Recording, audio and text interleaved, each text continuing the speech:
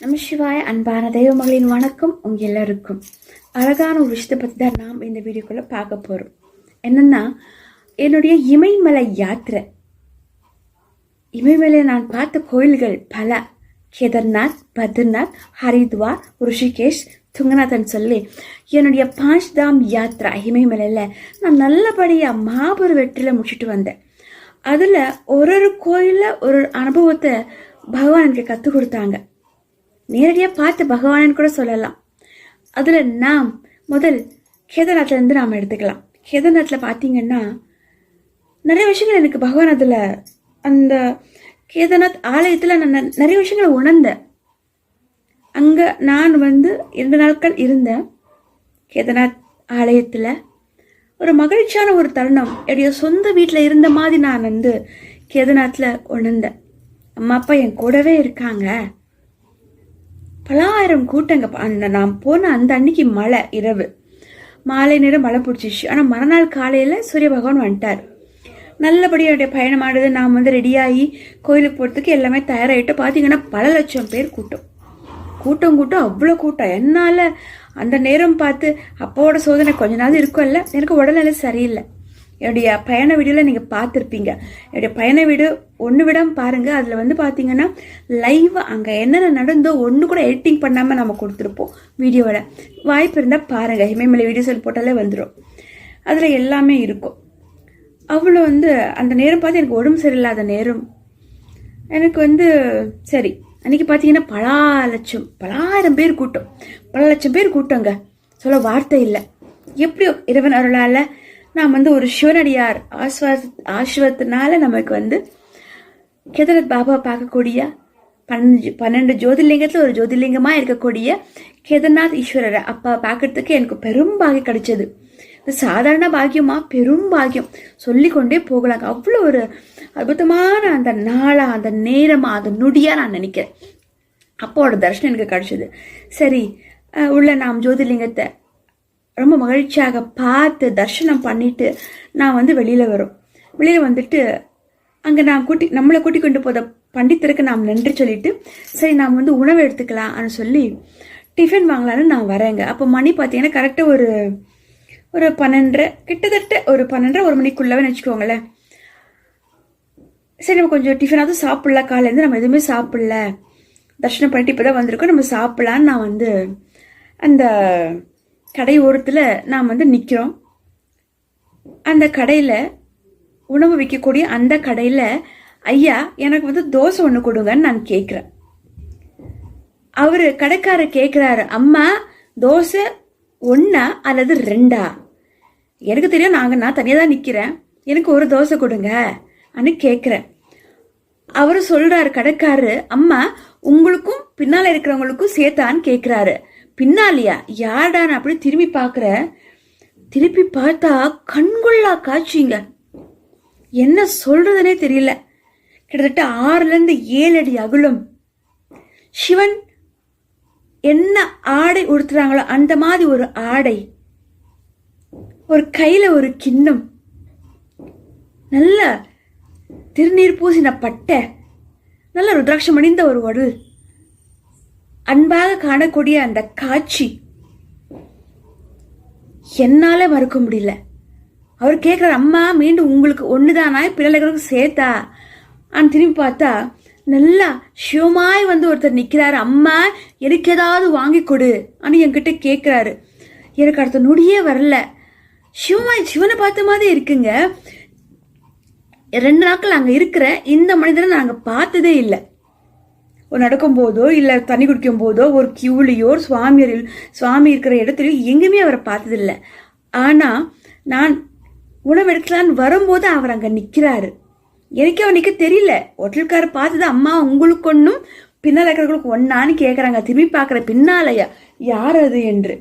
திரும்பி பார்த்தா 6-7 அடி அங்குலம், நல்ல திருநீர் பட்டு பூசின ஒரு மகா மனிதர், நல்லா ருத்ராட்சமெல்லாம் போட்டு நல்லா அப்படியே ராஜ மாதிரி, என் அப்பா நீசன் மாதிரி அந்த தோற்றம். அவர் கேட்குற, அம்மா எனக்கும் வாங்கி கொடு. எனக்கு வேற வார்த்தை வரலைங்க.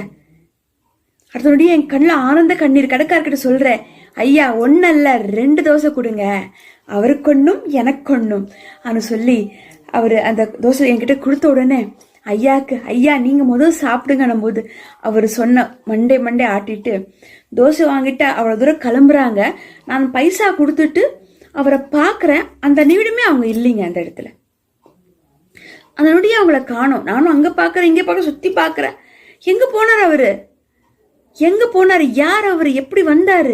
2 நாட்களாக நம்ம அங்கே இருக்கிறோம், எங்கேயுமே காட்சி அவங்க கொடுக்கல. கடைசியில் நான் சுவாமி தரிசனம் பண்ணிட்டு வந்து இந்த நிகழ்வு நடக்குது. டிஃபன் வாங்க போற பின்னால நிற்கிறார் அவரு. திரும்பி பார்த்தா 6 அடி 7 அடி அங்குலம், தென்னீர் பட்டு பூசின அந்த நெத்தி, ருத்ராட்சம் போட்ட அந்த உடல் பார்க்க கண்கொள்ளா காட்சியா இருந்ததுங்க.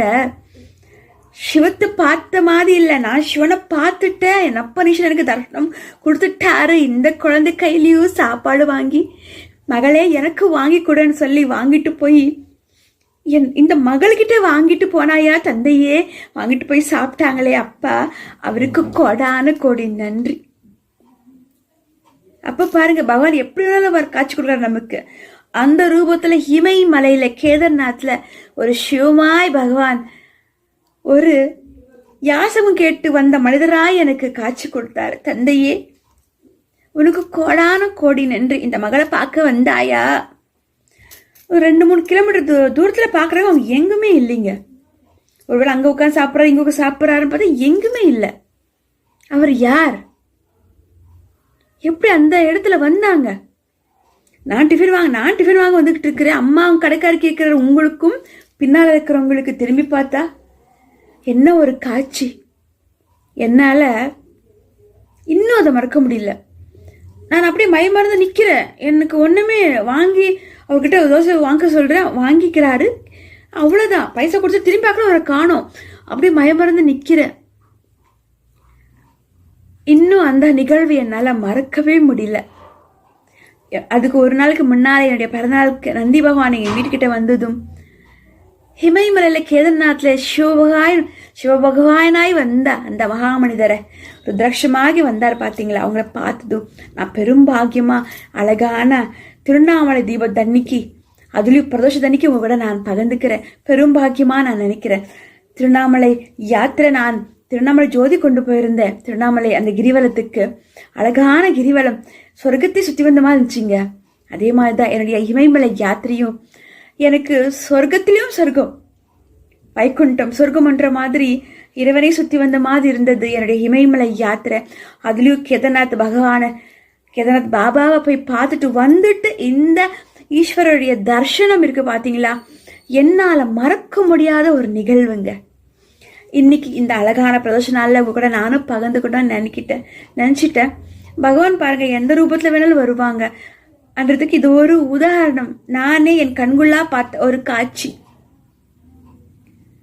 நான் டிஃபன் வாங்கி கொடுத்ததுக்கு அப்புறம் அவரு எப்படி சொல்றதுன்னு தெரியலைங்க.